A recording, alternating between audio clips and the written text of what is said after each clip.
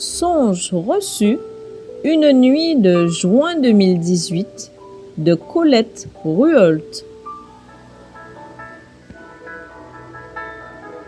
Beaucoup de serviteurs, beaucoup d'enfants de Dieu et beaucoup d'assemblées prient pour le réveil dans ce pays. Ils prient mais ne se repentent pas. Ils aspirent au réveil seulement pour vivre personnellement des expériences, pour être des témoins privilégiés de mes actes ou pour vivre plus facilement leur foi. Ils cherchent leur propre royaume, leur propre intérêt. J'ai fait connaître à mon peuple ce qui est bien et ce que je demande de lui. J'ai parlé une fois, 2 fois, et nul n'y prend garde. Aussi, leurs prières me sont une offense. Beaucoup m'appellent Seigneur, Seigneur, et ne font pas ce que je dis. Et comment le feraient-ils? Beaucoup de prédicateurs prêchent un autre évangile.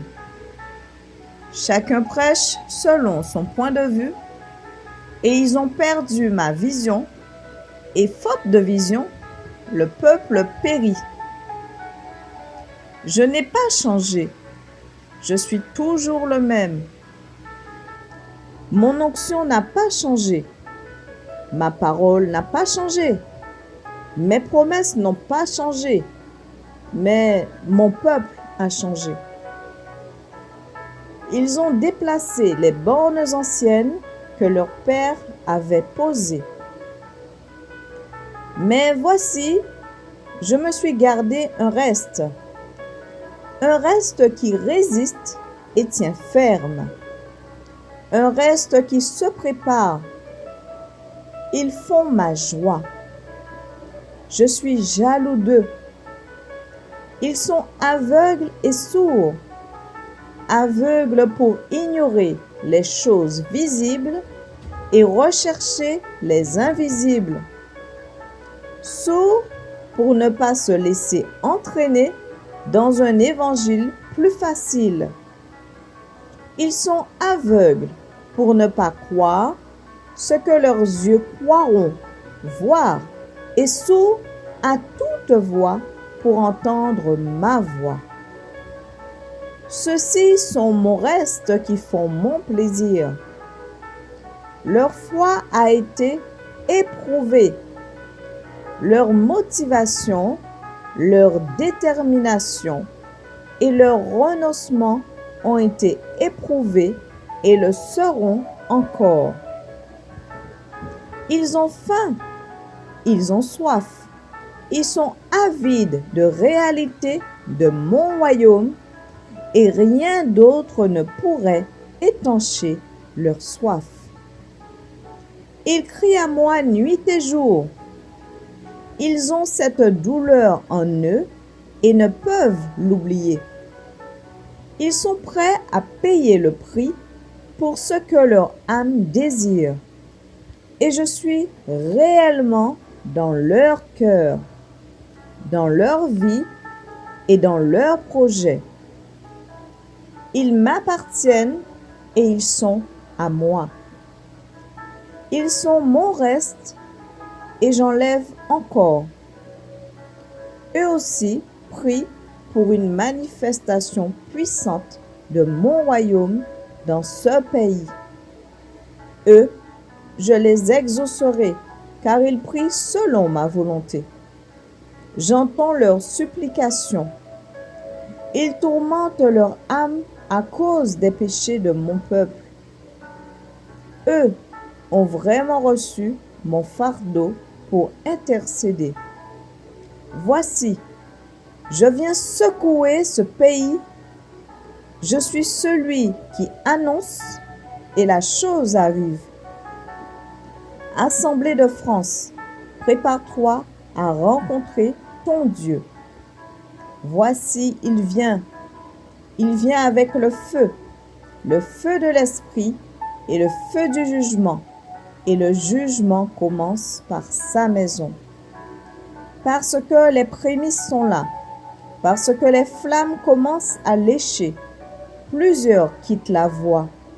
Mais voici, je ferai chauffer ce feu 7 fois plus. Je purifierai mon peuple de ses scories. Je fais revenir le temps des jugements de Nadab et Abihu, de Caïn, de Corée, de Balaam, les jugements de Michal, d'Ananias et de Saphira. Je purifierai mon peuple, ils seront vraiment mon peuple, et je serai vraiment leur Dieu. C'est un réveil sans précédent. Ne vous enquérez pas quant à l'histoire de l'Église. Vous n'en trouverez pas de semblable. Ce réveil ne sera pas marqué par quelques noms, nom d'hommes, nom de ville, de dénomination, et n'en créera pas de nouvelles. Ce réveil n'aura pas une caractéristique précise. Le souffle viendra des 4 vents. Il éclatera en divers endroits et de diverses manières. Le vent souffle où il veut et comme il veut. C'est dans l'église locale que se produit le réveil. Mon peuple ne courra pas après les conventions et les rassemblements, mais cherchera son Dieu dans l'église locale. Il le servira dans le champ où le Seigneur l'aura placé. Voici mon reste est comme l'armée de Gédéon, armée sélectionnée. Chacun a une trompette, une cruche et une torche. Au signal donné, les cruches seront brisées et apparaîtront les torches dans tous les coins du pays, et alors sonneront les trompettes. La trompette aura un son particulier pour chaque oreille qui l'entendra. Plusieurs briseront leurs cruches et s'apercevront qu'il n'y a pas de flamme à l'intérieur. S'ils se repentent, ils pourront allumer leurs torches. Mais ils n'auront pas connu la gloire de la première vague. Ils entreront dans un travail commencé. Ce réveil sera caractérisé par ces cris audibles et ces cris silencieux. Cris de victoire pour mon reste, cris de joie des sauvés, cris de reconnaissance de mon peuple, cris de désespoir, de douleur et de faillite des réprouvés. Ce réveil sera le premier de ce type et se répandra rapidement dans d'autres pays proches et lointains. C'est le dernier réveil dans l'histoire de l'Église. C'est la pluie de l'arrière-saison. C'est le terme du temps que l'épouse a pour se préparer et partir à ma rencontre. La sainteté de l'Église ainsi que sa puissance et son ministère seront à leur point culminant. Différente est la pluie de la première et de l'arrière-saison. Celle de l'arrière-saison vient avant la sécheresse. Et parce qu'elle est attendue et qu'il y en a un réel besoin, différente sera l'effusion de mon esprit, elle sera plus puissante. Le soleil de justice se lève et va croissant jusqu'à la plénitude du midi. Dans ses rayons est la guérison.